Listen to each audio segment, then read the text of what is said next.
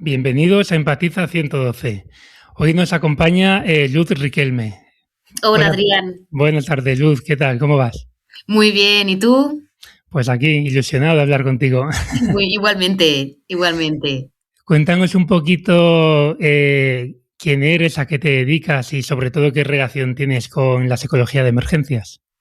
Pues mira, yo soy psicóloga, tengo 3 especialidades, soy psicóloga sanitaria, ahí estoy en la neuropsicología, soy psicóloga forense y también soy psicóloga de emergencias.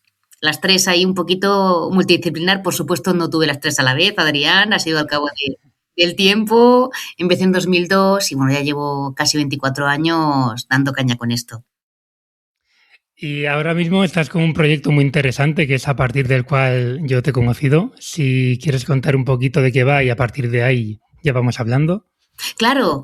Mira, hace 2 años decidí, después de varios años de experiencia, ¿no? De práctica en calle, plasmarlo un poquito en forma de doctorado, una idea que me rondaba la cabeza que era hacer una serie de podcasts para que hubiera una psicoeducación en profesionales de emergencias, ¿vale? Que con esos 8 documentos sonoros pudieran formarse en todo lo que tenga que ver con comunicación, habilidades sociales, incidentes críticos, negociación, o sea, toda la base que debe tener una persona que trabaja pues, en todo lo que tenga que ver con las emergencias. Y la verdad que he empezado dentro del ámbito policial, ¿no? Dirigido a policías locales, pero luego voy a continuar y pasaré después por sanitarios, va a haber protección civil, pasaré por el ámbito militar, incluso voy a tocar el ámbito veterinario, o sea, voy a tocar todas las personas que trabajan con dolor humano, tanto directa como indirectamente, y es más, con el dolor de los seres vivos, fíjate, o sea, ya no solo me quedo ahí. ¿Qué te parece? Pues muy bien, muy loable. Y te va a preguntar, ¿cuál es tu motivación detrás de este proyecto? Pues mira, mi motivación de primeras fue que compañeros y compañeras lo venían, no sé, me comentaban que echaban en falta en ocasiones tener una buena base de práctica en calle, por decirlo así, de adaptarse a todo lo que pueda venir, y de tener realmente unos protocolos eficientes, porque claro, Adrián, vas aprendiendo y al final tienes que ir esas herramientas que tienes adaptándolas porque se quedan obsoletas. O sea, tú puedes aprender herramientas psicológicas para intervenir con primeros auxilios psicológicos, pero eso abarca desde algo que se hizo hace 50 años y ahora sigue siendo útil, o algo que se hizo hace 10 y ya no aplica, ¿no? Entonces, me di cuenta de que hay una base esencial de conocimiento psicológico para tener un botiquín de herramientas psicológicas que hace falta para que las demás personas que trabajamos en esto pues tengamos mayor seguridad a la hora de actuar y no estemos luego pensando si lo hemos hecho mejor, si lo podemos haber hecho de otra manera y por lo menos, mira, no podemos, que el dolor humano no podemos evitarlo, ¿vale? La gente tiene que pasar por lo que tiene que pasar, pero sí podemos acompañarles y podemos amortiguar ese dolor con herramientas fiables y eficaces. Pero claro, Adrián, tenemos que conocerlas. Entonces, pues bueno, eso me motivó, ponerlo, ofrecerlo y también yo actualizarme, ¿no? Y que nos sirva, sea un enriquecimiento mutuo. Dicen que la mejor forma de aprender es enseñar, ¿no? Pues Completamente de acuerdo, sí. me comentabas antes de empezar a grabar, lo del el efecto, y ahora explicamos qué significa ese palabra, el efecto iatrogénico que puede tener el no tener este tipo de conocimientos. Sí, mira, tú como sanitario, en el ámbito psicológico, también físico, ¿no? Creo que también te vendrá a la mente esto de que si no sabes cómo actuar, no hagas nada. Ahí te lo resumo, porque en ocasiones creemos que estamos haciéndolo de la mejor manera, con buena fe, con sentido común, con la bondad absoluta de ayuda y podemos empeorar la situación. Entonces, a no ser que estemos muy seguros de que lo que vamos a hacer no lo empeora, no hagamos nada. Simplemente llamar a que vengan otros profesionales y que acudan, atiendan y acompañen dentro en la medida de lo posible. Esa es la clave. Claro, porque lo de iatrogénico lo explico por si alguien no sabe lo que significa. Perfecto. O bueno, casi prefiero que lo expliques tú. Claro. Vale. El efecto iatrogénico es cuando utilizas una herramienta y el utilizar esa herramienta, imagínate, psicológica, hace más daño que el problema en sí. O sea, empeoramos la situación, ¿no? Entonces, en muchas ocasiones creemos que lo que hacemos es inocuo, ¿no? Y que, bueno, pues no puede empeorar. Simplemente, pues lo intento pero cuando trabajas con la psique humana, igual que lo físico, una movilización, Adrián. Si no sabes realizarla, mejor deja a la persona quieta. Pues si psicológicamente una persona está rota, está en shock, está en un estado catatónico, en brote, en agresividad, si no sabes lo que hacer en ese momento, no hagas nada. ¿Vale? A ver, es verdad que estoy generalizando, pero el efecto iatrogénico es utilizar herramientas, bien porque no las sabes y no haces nada y lo haces mal, o bien porque las sabes y no sabes actuar en la práctica. Y al final, el hacer eso puede tener mayor daño que el problema en sí, Adrián, si lo hubiéramos dejado estar. Claro, o sea, por ejemplo, cuando, yo qué sé, alguien que tiene una crisis nerviosa, por poner un ejemplo, el Sí, decir cosas como tranquilízate o no es para tanto, o no, ese tipo de cosas que sí, sería mejor, si no sabes qué decir, callarte, sí, sí, sí, o sí. como una crisis convulsiva, mejor no hacer nada y cuando haya pasado, Exactamente, exactamente. Es que, fíjate, el actuar realmente, eficientemente, de manera eficaz en una crisis de ansiedad, que se supone, Adrián, que han dicho numerosas investigaciones que a lo largo de la vida todo el mundo, o sea, creo que decían un 98%, ¿vale? Porque hay que dejar ese margen de error, ¿no? Que se deja en la porque hay un investigación. 2% que miente. Totalmente, totalmente. Y la desviación es atípica. A lo largo de su vida tendrá como mínimo una crisis de ansiedad. Así que tenemos que, no sé, debemos saber intervenir. Pues si preguntásemos ahora mismo qué consejos, qué recomendaciones, lo de tranquilízate es algo básico que la gente haría y eso, o sea, vamos, hay que hacer una cruz y intervenir en una crisis de ansiedad, bueno, igual que en cualquier tipo de intervención psicológica en crisis, Adrián, no es de sentido común, ¿eh? Es una formación sólida, férrea, que nos lleva a ir cada año numerosas investigaciones para saber cómo actuar de la manera rápida y eficiente, ¿no? Y, y hay protocolos que tendría que saber, bajo mi punto de vista, toda la población desde la infancia, Adrián. Te lo digo de verdad. Sí, sí, por supuesto. Claro, yo suelo decir que no se trata de ser buena persona, es decir, el atender una situación de, pues eso, de una pérdida, malas noticias, todo esto, no se trata de que estés iluminado porque tú seas muy buena persona y sepas ayudar a esa persona, a la víctima, ¿no? Sino lo que dices tú, de tener una formación y hacer todo con un porqué y un para qué, no hacerlo instintivo, porque ese instinto, pues como decíamos, puede ser muy iatrogénico. Pero Claro. bueno, por no, bueno, dime, perdona. No, no, nada, nada. Continúa. No, te iba a decir que por no enroscarnos en este tema, si quieres, vamos a hablar un poquito del programa de la formación esta que vas a empezar a dar para policías locales, Sí. pero que como tú has dicho, la idea es extenderla a sanitarios, bomberos, incluso militares, ¿no? Sí, exactamente, sí. Mira, lo primero que vamos a empezar es con las habilidades de comunicación. O sea, es decir, cómo comunicarnos con personas en situación de vulnerabilidad, teniendo en cuenta que esa situación puede ser un compañero o una compañera, ¿vale? Una discapacidad, una enfermedad, un accidente, un atentado, una pérdida, ¿no? Y saber cómo comunicarnos con un protocolo claro y con pautas eficaces que utilizamos los que en el día a día podemos estar haciendo ese tipo de trabajo, Adrián. Vamos también el tema de la comunicación de malas noticias. Cuando tú le comentas a alguien que en la comunicación de malas noticias no hablamos de tener oratoria, porque no importa la información que das, importa el impacto de cómo la das. Claro, ya ahí dicen, bueno, pues espérate, igual tampoco sé hacerlo muy bien, ¿sabes? No lo sé, no es cuestión de oratoria, es cuestión de saber que cómo demos una mala noticia influirá en el impacto que tiene en la persona a lo largo de toda su vida. Imagínate qué responsabilidad. Claro, porque la persona seguramente no va a recordar qué palabras le has dicho, lo que va a recordar es la emoción que tuvo cuando tú le dices esa noticia. Exactamente, exactamente. Eso está claro. Y tu comunicación no verbal, y tu tranquilidad, y tu acompañamiento, y tu estoy aquí y no tengo prisa ninguna. O sea, estoy aquí solo por y para ti, ¿no? Esa es la sensación que hay que dar siempre en ese sentido. Entonces, primero veremos lo que es la comunicación. También veremos las habilidades sociales, Adrián, veremos cómo la negociación, la mediación, la resolución de conflictos internos y también externos, cómo trabajar pues, la prevención de que haya, incluyendo, también hablaré del acoso laboral en todas sus manifestaciones, que está en todos lados. O sea, no hay un nicho específico que puedas decir, aquí hay acoso o aquí no. Acoso laboral, acoso sexual, acoso por razón de sexo, violencia de género en el ámbito profesional. sea, al final tienen unas peculiaridades diferenciadas, Adriana, y eso pasa cuando trabajamos con la ciudadanía. Podemos trabajar de cara de puertas afuera, siendo profesionales y viendo todo con claridad, y luego en el equipo tenerlo delante y no ver el elefante en la habitación. Sí, totalmente. Todo lo que me has contado sería solamente del primer episodio, digamos, el primer podcast, o... Sería el primero y luego sería la introducción del segundo. En el segundo, Adrián, hablamos de habilidades sociales.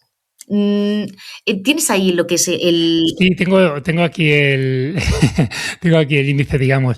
En el podcast 1 pone entrenamiento en habilidades de comunicación en incidentes críticos de la operativa policial. Sí. Y en el segundo, entrenamiento en habilidades sociales y asertividad en el contexto de alto estrés policial. Exactamente. Es que como voy cambiando los órdenes según a quién va... Ya. Sí, efectivamente. Mira, una de las cosas que señalo dentro del podcast segundo de habilidades sociales es una clara clave, ¿no? Que es una responsabilidad de las personas que seleccionan a los profesionales, ¿vale?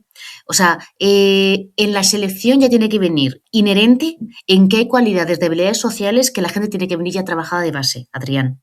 ¿Vale? Igual que trabajan la parte física, la parte, pues, no sé, teórica, todo lo que queramos, pero también tienen que estar esas cualidades, esas competencias de habilidades sociales que ya tienen que venir con una base, aunque luego mejoraremos a lo largo de toda la vida. Pero es responsabilidad de las personas que seleccionan tener en cuenta esto en las entrevistas, en cualquier prueba que tengan que hacer, incluso en los psicotécnicos. Y esto a veces veo que no se valora tal cual corresponde para un perfil que tenga luego que intervenir en situaciones de alta exigencia, Adrián. Y luego ya pues mejoraremos, pero desde el inicio tendríamos que entrar así. Y dentro de lo que cabe, corrígeme si me equivoco, los cuerpos policiales, creo que todos, incluido policía local, no estoy muy seguro. Y los militares sí que tienen parte psicológica, ¿no? En los procesos selectivos. Sí. Pero, sí. por ejemplo, sanitarios y bomberos, hasta donde yo sé, no hay esa parte. Pues mira, en bomberos ha habido conatos, es decir, incluso, sobre todo en el curso selectivo posterior, ¿no? Que sí que hay una parte psicológica, pero sí que es cierto que yo creo que es esencial que se afinen las cualidades en cada profesión que a nivel psicológico se necesitarían para esa intervención y se introduzcan realmente con un estudio, porque esto es un estudio preliminar, Adrián. O sea, yo estoy poniendo sobre la mesa lo que se considera que los procesos selectivos debería haber, ¿no? En sanitarios, como bien dices, en el ámbito, en el militar policial y en bomberos también hay conatos, me refiero, también tenemos esa parte, pero hay muchas profesiones, Adrián, que intervienen en el día a día y que la parte psicológica, vamos, ni en la selección ni después, además es que brilla por su ausencia. Claro, lo que pasa que esto, solución... Sí, lo sé. Difícil, ¿no? Sí. No, te lo pregunto porque dentro de tu estudio y tal, por si, no sé, si hay alguna propuesta o alguna idea... La propuesta es que igual que alguien tiene que saber de primeros auxilios físicos en una determinada profesión, independientemente de que esa no sea su profesión, ¿no? Si no es una formación de base, también tendrían que saber sobre primeros auxilios psicológicos, en que entraría todo esto, ¿no? Incluyendo las habilidades sociales específicas para este tipo de incidentes críticos, porque al final esto ni es sentido común ni lo puedes aprender porque tengas conocimientos psicológicos. Es más, Adrián, no todos los psicólogos son psicólogos de emergencias, me refiero. Todos los profesionales de la psicología o tienen la especialidad o posiblemente tengan que formarse también en cómo trabajar en incidentes críticos, Adrián. El intervenir en una situación de emergencia diaria, de urgencia, de catástrofe, o de algún tipo de incidente en el que conlleve, bueno, no tiene por qué ser una catástrofe multitudinaria, pero algo, bueno, un accidente, ¿no? Si un profesional de la psicología, ¿vale?, que es lo más cercano que puede estar a esta formación, no tiene formación en psicología de emergencias, puede verse afectado y luego necesitar algún tipo de atención psicológica, el propio profesional. Por ese motivo, siempre tenemos que tener una formación general y luego más específica en lo que vayamos a trabajar, desde antes, cuando vayamos a ser seleccionados, y luego, bueno, un poco, es nuestro derecho, pero también a tener nuestra obligación, saber qué necesitamos, ¿no? Y pedirlo. Luego ya si nos lo dan, ya no lo sé, Adrián, ¿eh? Ya eso es otra cosa. Ya depende de la institución.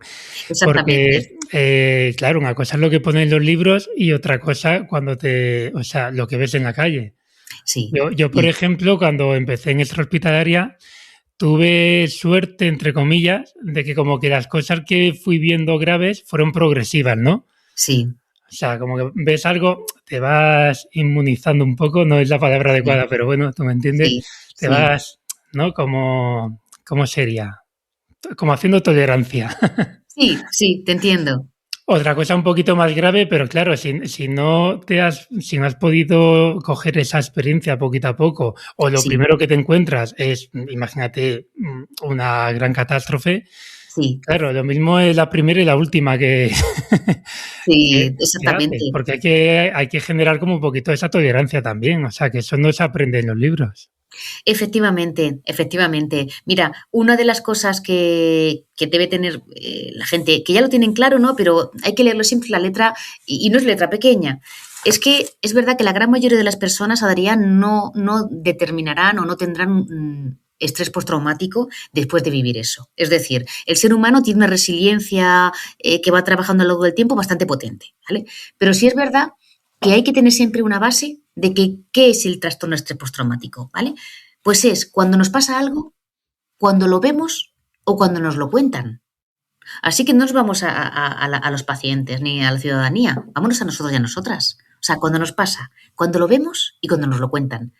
En cuando lo vemos y cuando nos lo cuentan, ese es nuestro día a día. Y no somos inmunes, ¿no?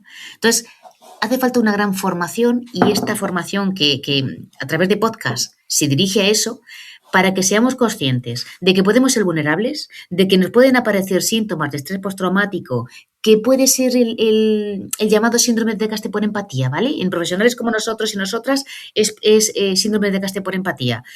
Y el verlo, como no tengas mucha formación en cómo verlo, pasa desapercibido, Adrián. O sea, no es de repente, y yo te puedo contar ahora mismo, pues mira, en confianza contigo, totalmente anonimizado, ¿vale? Con todo el respeto, que el primer suicidio consumado lo vi en mi profesión cuando llevaba 2 meses trabajando, ¿vale?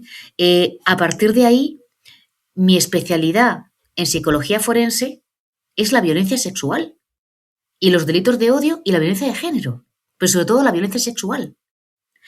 Y en el área de psicología de emergencias intervenimos en situaciones críticas que acaban de pasar. Así que yo estoy, pero no yo, sino las personas, los profesionales, lo que vemos. Yo veo, cuando acaba de pasar, Adrián, veo cuando se judicializa todo lo que conlleva después de juzgado, de tribunales, de testimonio, de testificación, de relato, de cuestionamiento, ¿vale? Y luego estoy también en el tratamiento de la persona a lo largo del tiempo para que no tenga secuelas. Porque en psicología, Adrián, debemos tener claro que es muy importante que una cosa son los síntomas, que se tratarán, se pueden cronificar, pero luego puede mejorar, y luego están las secuelas, que eso no se quitará nunca. ¿Vale? Y tenemos que evitar que se convierta el síntoma en secuela, en todos los sentidos. Explícame un poquito esto porque me está dando información nueva para mí y quiero aprender, como te he dicho antes. Claro, mira, todo se basa, y intento resumir, ya te digo, conocimientos de mucho tiempo y muchos a la vez, ¿eh? Si algo ves no que te pierdes, sino que es demasiado denso para esto, te lo No, no, desgrano. no, pero lo de la diferencia entre secuela y lo otro, o sea, es Claro, como que yo lo metía en el mismo saco. Entonces me interesa que me claro, expliques la diferencia. claro que sí. Mira, si nos vamos a la definición, olvídate, que lo puedes meter en el mismo saco. Vámonos a la práctica. A la práctica tenemos que distinguir cuando a alguien le pasa, por ejemplo, en psicología forense, que sufre un atentado, sufre algún tipo de daño, algún tipo de ataque, ¿vale? Una agresión. Tenemos que distinguir lo que es consecuencia de esa agresión y con un tratamiento posiblemente, digo posiblemente porque puede no funcionar, ¿no? Como en lo físico, ¿no? Posiblemente mejore, posiblemente se resuelva o desaparezca, y lo que es secuela, que en lo físico pasa lo mismo, que no hay tratamiento, por lo menos por el momento, que haga que mejore. Por tanto, eso se quedará ahí como secuela y se valorará en daños morales, en daños psicológicos y en daños civiles, de responsabilidad civil. ¿De acuerdo? Entonces, siempre tienes que distinguir esto porque cuando tú tienes que valorar en el ámbito forense las consecuencias de cualquier daño que tenga una persona, no es lo mismo algo en esa valoración, en todos los sentidos, incluso en tasación. No digo ya económica, en todos los sentidos. Adrián, no es lo mismo que algo se sepa que con tratamiento podrá mejorar, aunque luego no mejore. O que haya alguna cosa que no tenga tratamiento y no vaya a mejorar. Es decir, no es lo mismo que una persona, Adrián, sepas que con un fisioterapeuta va a volver a caminar perfectamente a cuando tú sabes que esa persona es indiferente el tratamiento que tenga, que tendrá esa cojera de por vida. Esa será su secuela. ¿Vale? Muchas veces pongo el ámbito físico como ejemplo para Sí, trabajar lo psicológico. yo también suelo hacer eso porque es de la forma que mejor se ve. Sí, se ve así. Entonces, en muchas ocasiones, claro, si yo te digo a ti que una agresión en un momento determinado has tenido una pérdida de memoria, ¿no? Como síntoma, como consecuencia, entonces sabemos que con un trabajo neurocognitivo, neuropsicológico, ¿no? Con estimulación cognitiva vas a recuperarla, o es posible, ¿no? Perfecto. Pero si la pérdida de memoria es permanente, hablamos de una secuela. Es decir, cuando no hay tratamiento para la consecuencia de lo que te acaba de pasar, lo vamos a empezar a considerar secuela. Y esto igual tú lo ves como algo que te puede servir a nivel general, pero en psicología forense para la tasación es clave, pero Adrián, en psicología de tú a tú es esencial, porque queremos ser realistas con el paciente, con la persona. Y bajo mi punto de vista, poner tratamientos a cosas que no van a funcionar es encarnizarse con alguien, es darle esperanzas físicos o psicológicos. Para mí siempre el realismo con el paciente es lo esencial y decirle, esto es así, se va a quedar así para que empiece el proceso de asumirlo. Claro, no dar falsas esperanzas. Eso en mi ámbito se hace mucho. La gente que no, digamos, está capacitada para dar malas noticias, se suele recurrir mucho a eso. No, Sí, ¿sabes? sí, es verdad, es verdad. En el tercer podcast, ¿cuál te puse? ¿En qué orden te puse el tercer podcast? Sí, Porque voy cambiando. programa de gestión de tiempo en entornos de emergencia y turnicidad. Exactamente. Bueno, esencial, la clave. O sea, aquí voy a poner un programa de gestión de tiempo que se utiliza en un entorno realmente de incidentes críticos, pero más que nada por la siguiente forma. Primero, la desconexión. La desconexión mental en muchas ocasiones es difícil. ¿Vale? Vemos a muchas personas de nuestro ámbito, Adrián, con problemas de sueño, problemas de nutrición, problemas de falta de ejercicio físico. Y de esas veces que dicen, hay una profesora que siempre repite lo mismo, hay una psicóloga que siempre, pues yo seré siempre la de la tríada de la salud, que lo repito hasta en formaciones de, yo qué sé, de mindfulness, vamos a ponerlo así, que no hago, pero por decirte algo, Sí, ¿no? sí, que donde puedes lo metes. ¿Sabes? Yo meto. Por cierto, recordad, la clave es el sueño, higiene del sueño, la nutrición y el ejercicio físico. Y ya hacen como que se levantan de la silla. Bueno, pues ya hemos terminado. Ya con eso, en el sentido de qué mal, ¿no? Pero yo normalizo, Adrián. O sea, me refiero, yo soy realista. Yo te digo, no digo que estén las tres impolutas porque yo no las tengo, ¿vale? Pero que no fallen las tres a la vez. Pues ya ahí nos quedamos, ¿vale? Ya con eso. Por lo menos que haya alguna que funcione, ¿no? Y alguna que funcione en un 25%, ¿vale? Vamos a pedir poco para conseguirlo, y luego ya seguiremos.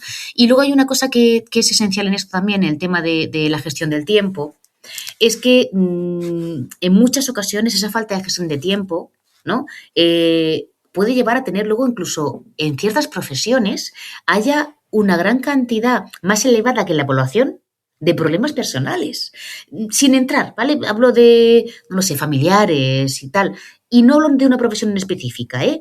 En general, las profesiones en el ámbito de las emergencias pueden tener, y hay estudios que habría que contrastar todo, ¿no? Pero hay estudios que señalan que es posible que haya mayor incidencia de problemáticas personales por derivado del entorno de trabajo o del tipo de trabajo que en otras personas que no tienen ese tipo de trabajo. Claro. ¿Vale? Entonces, hablo de esto también en ese podcast, hablo de esa gestión, hablo del derecho a la desconexión, hablo de la importancia de las rutinas, Adrián. Nos venden el hecho de que, y no es que nos vendan, es que nos pasa, ¿no? Trabajamos en un entorno que hay momentos en los que genera mucha adrenalina, ¿no? Y estamos en un entorno de adrenalina pura. Entonces eso genera una cierta adicción, ¿no? Entonces luego, pues viene es que en mi tiempo libre no me quiero aburrir, pues voy a coger más adrenalina aún, ¿no? O sea, ya es una inundación de adrenalina. Entonces, al final, si cambiamos la palabra aburrir por hábito, ¿vale? Que el hábito es positivo. No sé, a mí, yo no sé tú, Adrián, pero es que a mí no me da tiempo a aburrirme, de A verdad. mí tampoco. No sé, ojalá tuviera tiempo para decir, Adrián, me aburro. Pero es que cuando voy a decirte me aburro, han pasado 3 semanas haciendo cosas. Y he dicho, pero Pero, sí, sí, claro, pero ¿verdad? a mí tampoco, pero no porque, o sea, no porque me falte tiempo como tal, sino porque yo me busco cosas sin darme Sí, cuenta. De hecho, bueno, tengo bien mucho al tema, pero bueno, ya que estamos aquí en conversación distendida, cuando a sí. lo mejor entre curso y curso hay un espacio vacío, me empiezo a apuntar a cosas que luego cuando se me junta todo es como me he pasado ya. Sí. Sí, Porque eso se me me pasa a junta todos, lo ¿eh? que he cogido de verano y luego lo que empieza otra vez. Sí, sí, muy bien, mente inquieta, me parece Sí, estupendo. a veces. Sí, sí, vamos, te entiendo, te entiendo. Y sobre todo cuando las cosas son online, ¿eh? Es un peligro porque piensas, venga, puedo. Y luego digo, pero si me apunto cada media hora a cosas que duran 1 hora. O sea, ¿sabes cómo he podido? Pero bueno, me parece bien. Hay que vivir como a uno le plazca y luego ya parar cuando a uno le apetezca. Sí, cuando ya pete. Sí, Bueno, bueno, Raúl. no. No, escucha, eso, mira, entra dentro de gestión de tiempo. El cuerpo te habla, ¿vale? Eso tú Mm, lo sabes, que te voy a contar que tú lo sepas. Pero sí, ¿sabes lo que pasa cuando no le escuchamos? Que nos grita, ¿vale? Pasa de hablar a gritar. Ya cuando grita, no te preocupes. Tu cerebro le da igual que seas feliz, solo quiere tu supervivencia. sí. Cuando vea que tengas que parar, hará a tus piernas, crica, y va abajo. Mm, ¿Verdad? O sea, sí, sí, sí, sí. de pronto debilidad muscular, doy una orden y te quedas en la cama 2 o 3 días. Nada, nada grave, ¿eh, Adrián. Simplemente que tu cerebro dice, ahora vas a descansar, porque lo digo yo, Sí, ¿sabes? sí, no. Así que, No hace y mucho no tuve sepas una contractura de cuello que parecía o sea, totalmente inmóvil. Y lo que dices tú, te primero te creo. habla y si no te grita. Sí, sí, sí, sí. Yo tuve de espalda hace 2 semanas, no había tenido nunca, ¿no? Y además me hizo gracia porque ya cuando llegué me dijeron, sueles tener esto, ¿no? Por la edad que tienes y tal. Toma. Y sí, y yo le dije, a ver, es la primera vez que lo tengo, ¿vale? O sea, no lo había tenido nunca. Y si hoy en día los 46 años son tener una edad, vamos mal. Y le miré diciendo que también la tendrás tú, ¿eh? Y vamos, ya estamos con el edadismo. Joder, lo que antes era con 70, 80, que empieza con 40 y pico. Pues no, Adrián. Mira, me da igual. No voy a claudicar. Nos negamos. Lo negamos. Venga, vamos a seguir el cuarto, Sí, pone aquí programa, perdón, de sí, resolución de conflictos de equipo y ciudadanía en la operativa policial. sí, esencial. O sea, esencial. Y Tenemos el que tema de tenerla, conflictos es ¿verdad? bueno, en policial y como hemos dicho que esto lo vas a hacer extensible luego a todos los Sí, cuerpos, pero el sí. tema de los conflictos, vamos, ahí tiene el rato, ¿no? Sí, sí, sí. Mira, sobre todo, a mí me gusta que la gente tenga numerosas alternativas y herramientas, porque los conflictos en muchas ocasiones no se solucionan con la primera herramienta que eliges, tienes que tener más. Y si insistes con una herramienta que no utilizas, al final lo dejas y... Entonces, la clave de esto, primero, tenemos que ver qué conflictos hay, Adrián, en cada una de nuestras profesiones. O sea, al final compartimos conflictos, compartimos problemáticas individuales de cada profesión. Luego están también las generales. Entonces, están las internas, las tuyas, o sea, porque también hay resolución de conflictos internos tuyos, ¿eh? Que tienes que... luego con el equipo, luego con jefatura. Y cuando digo jefatura, digo también en cualquier ámbito, ¿eh? Aunque parezca que es policial, todos tenemos Sí, sí, jefes. sí, ¿Vale? Todos tenemos parte de arriba. Y luego también con ciudadanía, porque ya meto que la mediación y la negociación sirve al final para todo.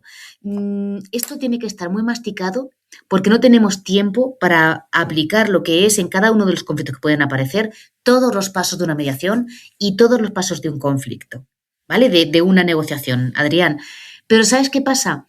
Que nos pasa como en cualquier tipo de profesión. Antes de aplicar un protocolo reducido, tienes que conocer el extenso, porque tienes que tener muy manido y mucha experiencia en el extenso para hacerlo más breve. ¿Sabes a qué me refiero? O sea, para resumir algo, tienes que controlarlo tan bien que sepas que estás eligiendo bien los pasos en ese claro, resumen.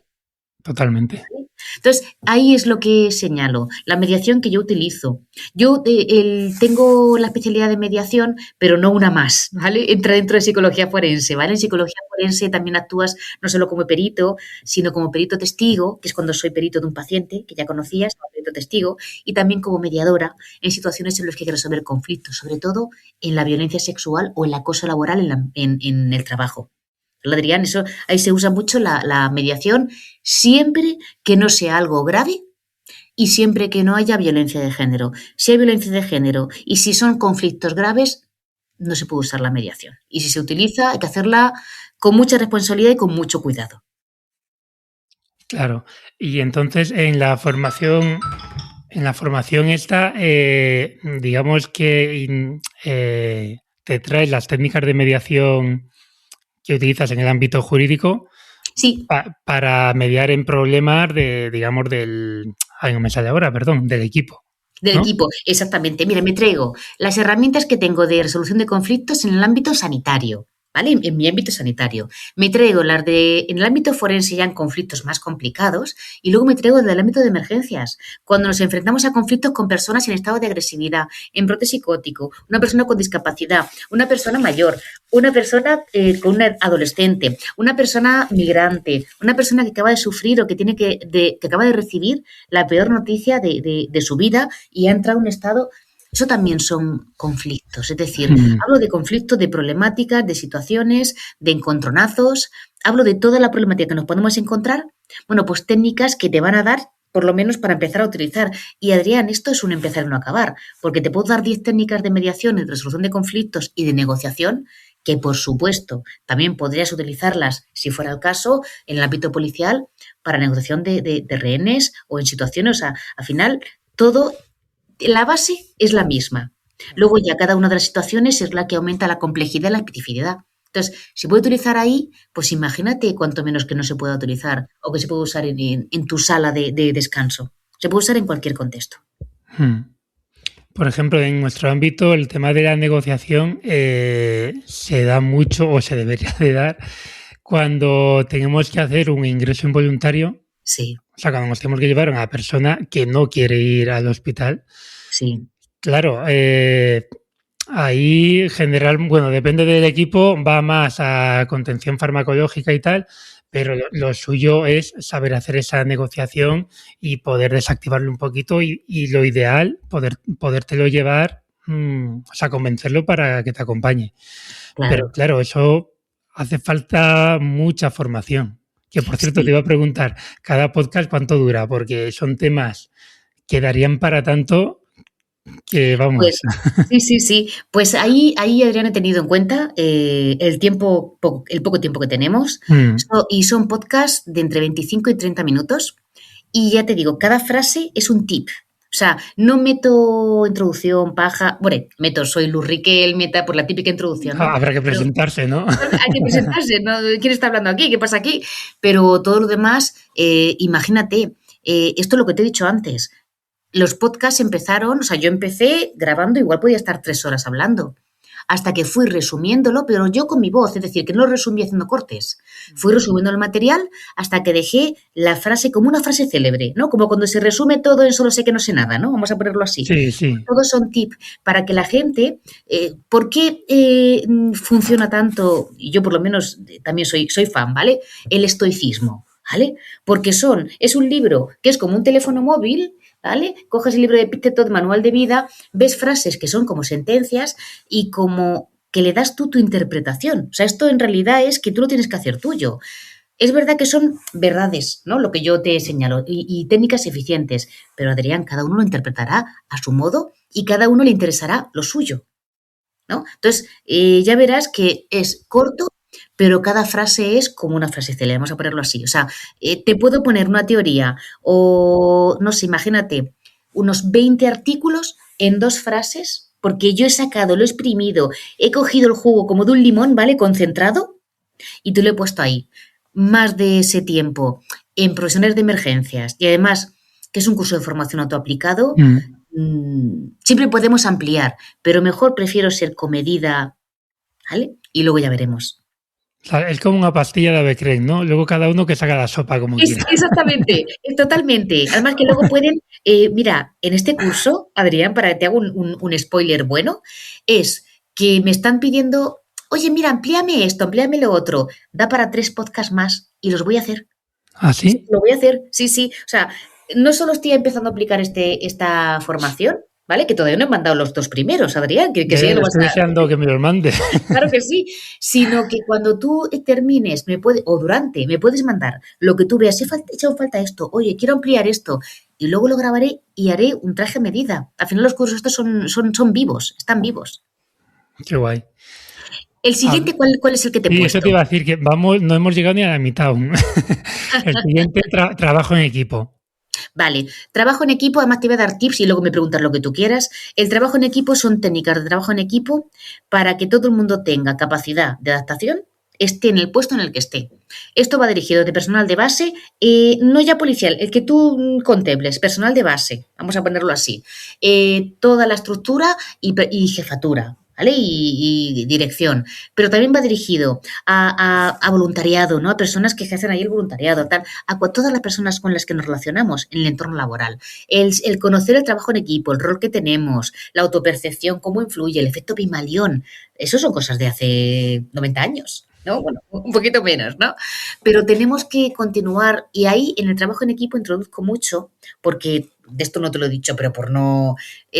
mi corriente es todas las corrientes de la psicología, es decir, soy, vamos a decir, ecléctica porque considero que hay que hacer trajes a medida, Adrián. Mi base es biopsicosocial y lo cognitivo-conductual, pero si te quedas solo con eso, te faltan cosas, ¿vale? Ya tienes que ir. Entonces, entre todas las herramientas que utilizo basadas en la evidencia, que hay multitud, psicoeducación y todo lo que... Utilizo mucho el ámbito de la filosofía, ¿vale?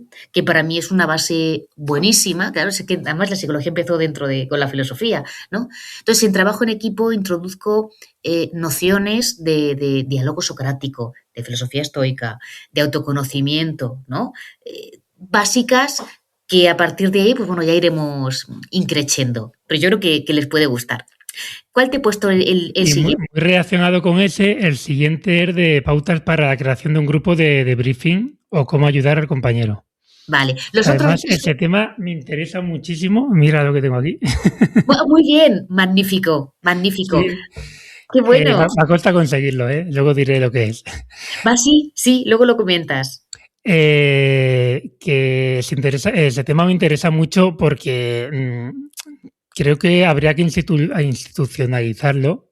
Sí, Y vamos, en mi servicio aún no está, pero mi intención es poder implantarlo. Entonces es un tema que cuando lo he visto ahí en el índice, digo, mira qué interesante. sí, sí. Cuéntanos un poquito. Pues te cuento un poquito. Mira, el tema del debriefing, que ya me has enseñado el libro del debriefing y luego lo comentas porque me interesa, ¿eh? No sé si lo conozco. Voy a juntar los 2 podcasts siguientes, ¿vale? Que es el Venga. 6 y el 7, el debriefing y el grupo de ayuda mutua. Cuando hay un incidente crítico, una situación complicada o hay una situación incluso de algún compañero o compañera que ha cometido mala praxis, porque somos humanos, ¿vale? O un error humano, es esencial que tengamos un espacio de ventilación para contar lo que nos ha pasado voluntario, o sea, de voluntaria asistencia y de voluntaria hablar, ¿vale? De voluntaria apertura, porque tú puedes asistir y no es... Siempre hay que tener en cuenta que hay que hacerlo de manera muy estudiada y muy profesional, Adrián, porque no todo el mundo le viene bien, ¿eh? O sea, de hecho, tiene contraindicaciones, te aparecerán en el libro. Sí, lo he leído ya no solo en el libro, sino en artículos de que también se ha cuestionado mucho porque puede revictimizar, ¿no? Sí, efectivamente, esto no es café para todos. O sea, esto es un traje a medida que hay que hacer dependiendo del contexto, la persona, muy estudiado y en un primer momento yo lo haría coordinado por un profesional que sepa o una persona de este tema y luego pues ya dejaría un poquito, si quieres, el grupo fluir, ¿no? Pero al final hay 2 versiones, Adrián. El debriefing cuando pasa algo y luego los grupos de ayuda mutua, que es sin que pase nada, tener un espacio donde ir para poder contar, ventilar, hablar, no sé, es como si el debriefing que yo te estoy comentando es que me tiene que pasar algo para yo tener a ese equipo de ayuda. Sí. Y el grupo de ayuda, como tú dices, de ayuda mutua, el GAM, es que institucionalmente se implemente un sitio que tú tengas siempre donde ir cuando te encuentres mal, sin pedir, o sea, sabiendo que los viernes a las 7 de la tarde siempre va a haber alguien ahí, ¿vale? Pase algo o no pase, porque Adrián, a veces no nos quema algo que nos ha pasado muy grave, igual para eso estamos súper preparadísimos, igual es una gota que ha caído ese día y que dices, estoy un poco así, ¿sabes? Entonces, creo que esos dos tienen que ir unidos. ¿Cómo crear un grupo en el que esa ventilación está demostrada, si la hacemos bien, que puede prevenir el trastorno de estrés postraumático o incluso tener algún tipo de indicadores así, de ansiedad o de depresión, y el grupo de ayuda mutua incrementa la percepción de verdad de grupo, de comunidad y sobre todo de mejora, de poner el foco en la salud mental, que siempre ha sido un tabú y que pensamos que está resuelto, pero hay ciertas profesiones en las que sigue siendo un punto de mejora. Luego te quería comentar, porque no está puesto en el programa, pero suele estar muy relacionado el concepto de diffusing. Sí. No sé si lo pronuncio bien o no, mi inglés. Sí, sí, muy bien. Que bueno, tengo un poco de lío entre el diffusing y lo que en entornos de simulación clínica se llama debriefing clínico, no debriefing psicológico, sino Sí. clínico. Que es un poco, o yo lo entiendo, corrígeme tú si conoces la terminología, Sí. es un poco inmediatamente después de una intervención, o sea, puede ser incluso en la ambulancia de camino a la base o cuando has llegado Sí. a la base. Sí. Hablar, no sé si tanto de aspectos técnicos como emocionales o solo implica uno de los dos. Sí. Y que es un poco como una ventilación emocional, pero no tan estructurada como el debriefing. Esto, por ejemplo, de forma intuitiva, y también depende de mucho con quién trabaje, yo, Sí. si tengo un poquito de confianza con el médico, lo intento hacer, ¿no? Sí. Ya sea de aspectos técnicos o emocionales, pero muchas veces van juntos. Sí. Entonces, Sí. esto, no sé si tú me lo puedes contextualizar, decirme cómo hay que llamar a cada cosa, porque a día de hoy tengo un poco de lío. Claro. Y bueno, dime. No, sí, es una buena pregunta porque además hay mucha gente que no ve la diferencia y es normal además, ¿no? Mira, el diffusing lo utilizamos como una especie de preparación para el debriefing, ¿no? Es algo menos estructurado.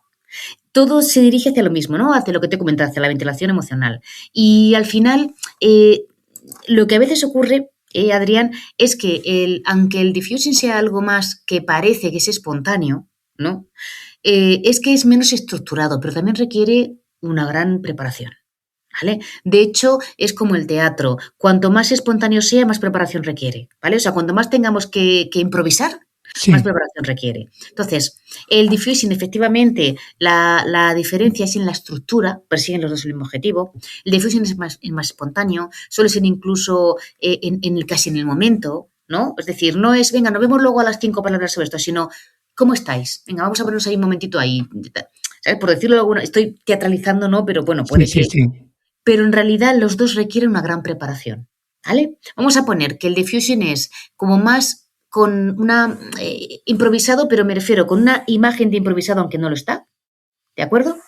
Y a partir de ahí, cuando ya en un momento determinado el diffusing es como la introducción, has preparado el terreno, has dejado un poco hablar y no has hablado de temas técnicos ni bien el debriefing, que está mucho más estructurado, pero que incluso ahí, dependiendo de quién lo ejerza o quién lo implemente, igual también te dice las mismas pautas, ¿vale? Y la diferencia sea incluso solamente en estructuración y el contenido sea el mismo. Lo que pasa es que el diffusing, creo que lo he dicho mejor, yo lo veo como corrígeme todo, cualquier burrada que diga, tú corrígeme, ¿vale? Yo lo veo como más adecuado para entre el propio equipo, o sea, sin necesidad de que haya un facilitador externo, sino que si quizás los propios equipos nos formáramos de forma muy básica, tanto en diffusing como simplemente en gestión de conflictos, en saber cómo hay que decir las cosas y demás. Sí. Que como que veo que eso sí se puede preparar a los intervinientes directamente, porque como te he dicho, lo puedes hacer de forma espontánea cuando vuelves de un aviso. No es algo a lo mejor tan institucional como lo otro, que son pasadas 48, 72 horas y generalmente es la propia organización la que lo tiene que proponer. Sí. Entonces yo vería súper útil, y bueno, dentro de mi utopía, que por ejemplo en mi servicio, y es a lo que aspiro también en un futuro, se entrene a los compañeros para que podamos hacer ese diffusing, o a lo mejor se llama de otra forma, a lo mejor se llama debriefing clínico. Es que estoy investigando y hay muchos líos de nomenclaturas, ¿no? Sí. Pero vamos, a lo llamemos como lo llamemos, a eso de luego los tres que somos, el médico, el enfermero y el técnico, podernos juntar, oye, ¿y por qué hemos hecho esto y tal? Pero claro, ahí ya entran los egos, como digo yo, no hay nada más peligroso que una persona con poca autoestima, porque Sí, cualquier cosa que le digas se lo va a tomar como un ataque personal. Entonces, sí. construir algo con gente que a lo mejor no tiene muy trabajada la gestión emocional puede ser Sí, difícil, ¿no? sí. Pero de todas maneras tienes razón, Adrián. Puede ser que sea más fácil empezar con un diffusing porque es mucho más sencillo a la hora de la estructuración y mucho más con apariencia de improvisado. Ya te digo, tengo que meter la palabra apariencia porque no es improvisado en Ya, sí. Puede ser más fácil de empezar así y en un futuro institucionalizar un debriefing, teniendo en cuenta que bajo mi punto de vista, se estipule o no, tiene que ser de voluntaria, sí, claro. ¿verdad? A ver, que entendemos todos que también es una obligación de los profesionales de emergencias estar bien para la ciudadanía o para dar un buen trabajo, pero al final, ¿de qué sirve que alguien vaya obligado? Claro. Entonces, sí, yo creo que tienes razón. Empezaría con un diffusing porque es más sencillo de ejecutar y sería como el proyecto piloto, ¿no? Y luego ya veríamos Sí, pues un poco esa es mi idea. De hecho, seguramente ese es mi trabajo de fin de carrera cuando acabe. Pues mira, me parece espectacular, porque al final el compañerismo bien entendido con un diffusing, ¿no? El que hablemos con gente que, no sé, yo creo, Adrián, que nos tenemos que dar cuenta, y vuelvo otra vez, ya sé que me repito mucho, pero es que es como una base. El estrés postraumático no hay un trastorno, sino síntomas. Es de lo que te pasa, lo que ves y lo que te cuentan. ¿Te imaginas que nosotros y nosotras, Adrián, estemos contando lo que vemos en el día a día a nuestra familia todos los días? ¿O estemos contando a personas que no se dedican a esto? Al final estamos contando eventos potencialmente traumáticos. Y Y, depende quién tengas en casa, porque a lo mejor hay gente más morbosa que se dice, cuéntame, cuéntame. Pero yo, por ejemplo, mi pareja es muy sensible en ese sentido, ¿no? claro, Y yo con ella no le puedo contar nada. Cuando vemos cosas así más que se salen de lo normal, no, ese desahogo no lo puedo tener en casa. Entonces tendría que buscar otros espacios. exactamente. Y la verdad que salvo que tu pareja sea de tu misma profesión, que a No, lo mejor claro. tampoco merecería la pena contarlo, ¿sabes? O sea, por decirlo así, a mí aunque me dijeran, cuéntamelo, cuéntamelo. A ver, que lo digo con todo el respeto, o sea, que la gente cuente lo que quiera, a quien quiera, a ver si ahora cuando escuchen dirán, yo le contaré a mi mujer o a mi marido lo que me dé la gana. Joder. Yo solo os digo que aunque quieran, a veces no son conscientes de que lo que le estamos contando es como en televisión. Cuando sale algo grave que tienen que poner, estas imágenes son sensibles. Pues entonces tendremos que decir lo mismo, Adrián. Oye, lo que te voy a contar es potencialmente sensible. Lo acepto, pues te lo cuento. Pero sí es verdad que aunque una persona, tú le cuentas a una persona que tiene ganas de saber algo que ha pasado en cierto sitio, y es posible que esa persona hasta inconscientemente evite ir a ese sitio o evite hacer eso. No, y evitar hacer esto porque a mí me contó esta persona que... Ya. Hmm. Claro, de Así hecho, que, al principio del todo me has dicho que el trauma también se puede generar por lo que escuchas. O sea, que ni siquiera hace falta vivirlo de forma secundaria, sino que incluso por lo que te cuentan o por la información que te puede llegar, ¿no? Evidentemente, claro, en un primer momento estaba un poquito también enfocado a lo que te cuentan, pero sobre todo también gente cercana, gente que conoces, ¿no? Como porque el efecto de cercanía hace que lo hagas más tuyo, ¿no? Lo que estás Mm, viviendo, pero nos podemos ir a las redes sociales o a los medios de comunicación, o sea, lo que ves, lo que te cuentan, re- lo que repiten una y otra vez, al final lo haces tuyo y temes y generalizas, es lo que hace el ser humano por protección, ¿no? Y si no eres consciente de que eso tienes que trabajártelo y luego asumirlo, ¿no? Masticarlo, ¿no? Procesarlo, pues igual se te queda ahí y pues igual dejas de hacer cosas por aquello que viste. claro. Vale, pues Y si el último quieres, podcast, el acabamos 8. con el último y que sería programas de sensibilización y campañas de prevención del suicidio. Claro, tú Exacto. aquí lo has puesto en equipos policiales, pero todas las profesiones de emergencias tienen, según tengo entendido yo, tienen índices similares, ¿no? Sí, sí. Mira, aquí la clave, Adrián, en todo lo que tenga que ser con prevención del suicidio, tiene que ser siempre una formación responsable, una formación fiable, exhaustiva, con conocimiento de verdad en la materia, tomando nota de lo que han hecho. Tenemos personas espectaculares trabajando en ese ámbito en España, ¿no? O sea, gente que ha recibido premios y gente que estudia esto porque es vocacional, ¿no? Pero tiene que ser estudiado con información científica. Hmm. Porque sabes tú esto que hablan de todos los efectos que hablar de esto, Y el del papageno suicidio, y el, exactamente, el efecto Werther. y el Werther. Exactamente. Pero, Adrián, la clave es hablar, pero hablarlo bien. ¿Vale? Entonces, aquí lo trato siempre pues con mucha precaución, con mucha cautela, con mucha exhaustividad. Los conocimientos que utilizo son totalmente actualizados. Hay muchas personas que utilizan conocimientos obsoletos. Utilizar conocimientos obsoletos en prevención del suicidio es iatrogénico. Y tanto. ¿Vale? O sea, básicamente, y en este sentido yo siempre lanzo una voz. Para trabajar en hablar de prevención del suicidio hay que formarse mucho, hay que tener un punto de vista sobre todo humilde a la hora de trabajar en eso, o sea, beber de quien mejor lo hace, que son los investigadores que trabajan hoy en día en eso, en ver qué es lo más eficaz. Y ahí pongo todo lo actual con respecto al suicidio, no solo quitando tabús, sino hablando de figuras de referencia que tenemos en España y a nivel internacional, que trabajan en esto, que consiguen resultados, que trabajan con una visión humana, multidisciplinar, y yo creo que os va a gustar porque da muchas pautas para que podamos trabajarlo en el día a día y lo reconozcamos, si es posible hacerlo, por lo menos tengamos indicios de eso en compañeros y compañeras, Adrián. Esto va hacia esto, no hacia los pacientes, ciudadanía, sino a nuestro equipo, ¿vale? Porque puede estar y igual podemos tener un papel importante en la vida de esas personas. Pues nada, hemos hecho ya un recorrido por la formación que es todo desarrollado amplio, te sale un máster, ¿eh? Total. La verdad que son semillas, Adrián, son semillas. Luego cada uno tiene es verdad que ir increciendo, pero es un poco la base evolucionada, ¿no? Ya. Pero es un poco la base para un aperitivo, ¿no? Para que uno diga, bueno, esto me interesa, voy a investigar, voy a ver esto. Es como un botiquín de primeros auxilios psicológicos que debemos tener, ¿vale?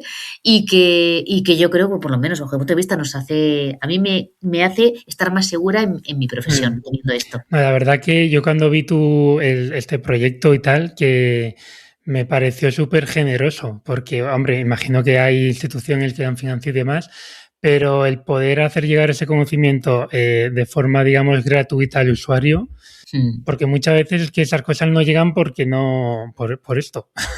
Sí. Entonces me parece súper generoso y vamos, que hay que aprovecharlo. Gracias, Adrián. Gracias. La verdad que la universidad es en UNADE, donde estoy haciendo el doctorado, la tutora, muchos ayuntamientos, compañeras, o sea, equipos han estado al pie del cañón para ayudar y sobre todo es que lo vi del punto de vista mío también, Adrián, lo vi necesario para todos, incluyendo para mí, el tener esta actualización y que esto sirva para... Bueno, esto es solo el comienzo. O sea, mi punto de vista, como tú dices, lo pondré en abierto y luego iré ampliando temas y si luego llega el momento de entrevistas como la tuya o ampliar a que más personas opinen y hablen sobre esto, a mí me encanta. Sí, ya habrás visto que por hablar no es, ¿sabes? Mira, tengo Antonio Barón lo entrevisté yo y luego 2 semanas después lo entrevistaron en Psicoflix, que es un podcast bastante potente. ¿Qué me dices? Muy bien. Mira, podéis empezar por aquí y luego ya. Y terminar, vamos, en un directo.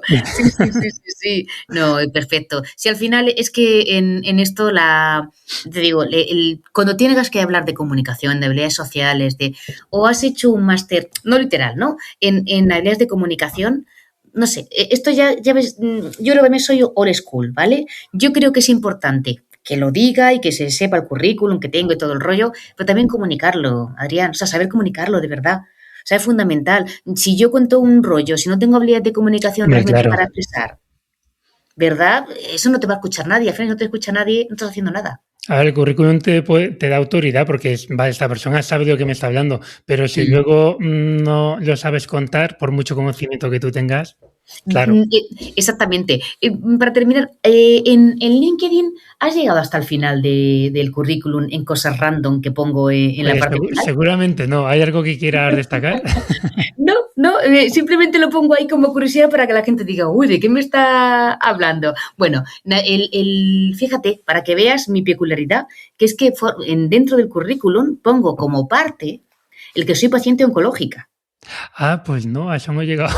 Sí, te entiendo perfectamente. Lo pone al final. Al final, el tipo de profesión que tenemos no solo es vocacional, Adrián, sino que impregna todo en nuestra área personal, pero es que el área personal también impregna nuestra forma de actuar, ¿vale? No nos hace mejor profesionales, ¿eh? O sea, es decir, yo, por ser lo que soy, yo no elegí ser paciente oncológica, no me hace mejor profesional. Pero sí es verdad que el haber tenido un crecimiento postraumático, como suelo decir, también va sumando entre todas las... Entonces, lo puse en el currículum, hubo una iniciativa, ¿no?, de ponerlo en LinkedIn y tal, y dije, venga, pues me voy a sumar. Soy muy cauta con mi vida privada, Adrián? Pero dije, lo estoy mirando ahora.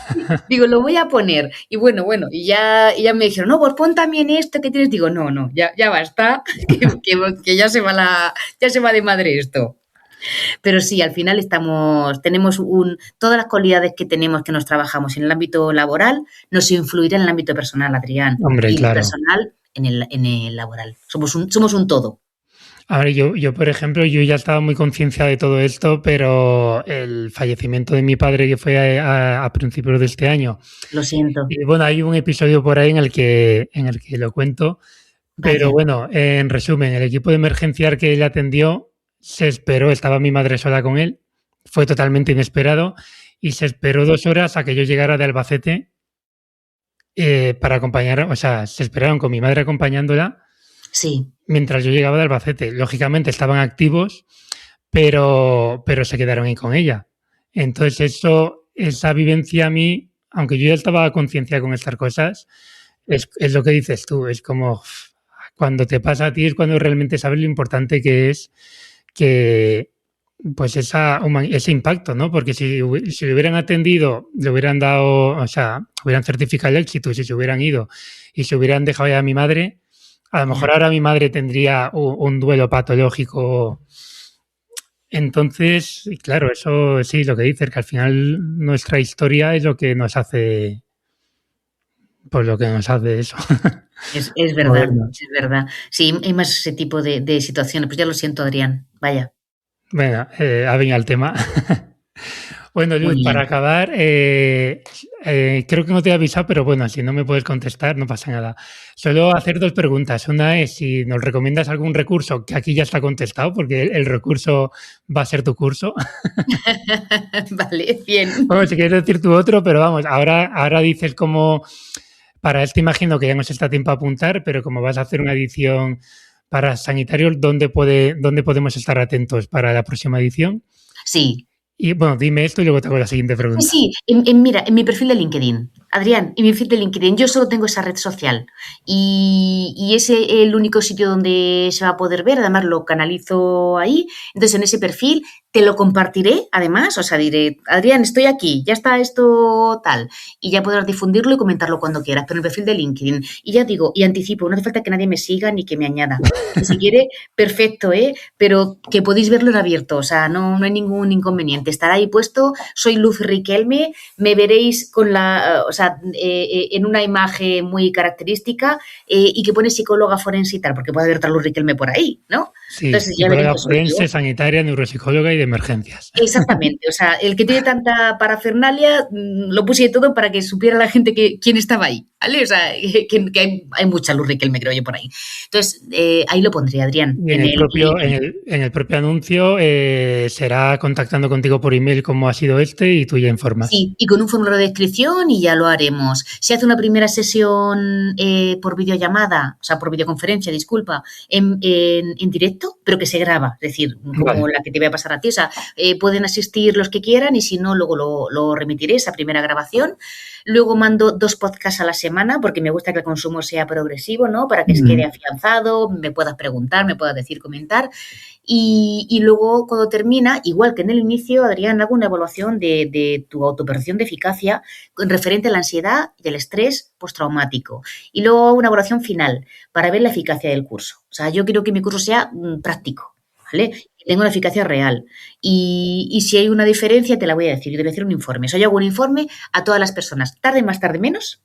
Te hago un informe de lo que yo he visto en los objetivos que has conseguido en la primera evaluación y en la comparando las dos. Totalmente, con una comparativa y te digo lo que veo que has mejorado, lo que podría ser positivo que trabajaras, si te apetece, o sea, y lo que veo que no ha surtido efecto para saber por qué. A ver si te hace falta más formación en eso o que realmente ese podcast no te ha calado a ti. ¿vale? Hay que ver también un poquito. Pero sí, yo mido de cada persona, no solo porque es del doctorado, sino que tengo el defecto profesional, ¿vale? De que quiero que las cosas que hagas sean eficaces, ¿no? Entonces, puse en el doctorado lo de evaluar el antes, doy el curso y luego en el después y ya lo meto siempre, ¿vale? En toda la formación. Así que en LinkedIn serás el proceso, Adrián. Vale, genial. ¿Y la otra pregunta? Y la última, que aquí a lo mejor te pillo, generalmente pido que si me recomiendan algún compañero que relacionado con la psicología de emergencias para Sí, invitar al podcast. Te tendré que haber avisado con tiempo para sí, que sí, sí, lo sí. prepararas, pero bueno, se me ha Bueno, olvidado. un compañero, a ver, me vienen 1000, pero ahora mismo a la mente me viene Jesús Linares, que ¿te suena? ¿Has oído? Ah, O sea, sí, claro, sí, el que dirige el máster de la europea, ¿verdad? exactamente, ese máster lo he realizado como alumna y bueno, eso es oro puro, te lo recomiendo. ¿Prefieres también que te recomiende a alguien del grupo de emergencias de la región de Murcia, también algún Pues compañero de ahí? también, pero bueno, si lo quieres hacer luego por privado, por no comprometerte mucho. Claro, no, mira, ahora mismo, o sea, no es verdad que no me compromete porque yo ahora mismo, mira, Lali, perfecto, o sea, puedes tomar, yo te voy a decir varios, ¿vale? Luego ya si quieres haces un megamix, ojo, que puedes hacer el típico podcast con 5 o 6 cabecitas, no sé, y hacer el Prefiero con, dosificarlas. te entiendo perfectamente, con Lali, ya que lo he hecho con Antonio Barón, ¿no? Sí. Recuerda que el GP, el grupo de emergencias, tiene 3 coordinadores, ¿no? Ah, no sabía La- que había tres. pues tiene Lali, Eulalia Caballero, que de hecho es la que colabora conmigo en el doctorado, que aparece especial mención a Eulalia Caballero del Ayuntamiento de Barán. Vale, Eulalia Caballero, Pablo Alemán, un pepinazo de profesional, y Ángel Ruiz, que también está dentro del grupo de intervención en emergencias, ¿vale? Y Guardia Civil. Entonces, los 3 coordinadores tienen también muchísima información que te pueden dar, aparte de Antonio Barón, que es el responsable, y cualquiera de los tres, el que tú querrías. Además, que no te lo digo por no mojarme, o sea, te lo digo porque cada uno en su área, ¿eh? Te pueden hacer ahí un Ah, pues, puzzle chulo. pues genial, luego me pasas los contactos. Pregúntale primero a ellos, no vaya a ser Sí, que digan, ¿tú, sí. tú quién eres? Sí, no te preocupes que se lo pregunto, pero vamos, seguro que le encanta. Pues nada, genial. Además, yo no sé si saber que vivo en la región de Murcia, o sea que el día que acabe la Sí, carrera me colegiaré con ellos. muy bien, muy bien. Ya veremos. Perfecto, Bueno, perfecto. pues nada, Luz, muchísimas gracias por todo. Nos hemos ido a 1 hora y pico, intentaré cortarle un poquito. Sí, tú luego mete lo que tú quieras. Ya te digo, conmigo es positivo y a la vez peligroso, ¿vale? Porque ya te puedo empezar a hablar y si me preguntas eso, eso. Y si me haces preguntas improvisadas, ya me irás conociendo, me encanta, ¿vale? Creo que es una de las, si no la sé, te lo digo, pero es una de los puntos fuertes que tengo, que es que me apasiona y entonces no me puedes pillar, porque te voy a decir lo que me venga en mente. Pues nada, muchísimas gracias por todo, de verdad. Estamos en contacto, ¿vale? Vale, Adrián, cuídate. Chao.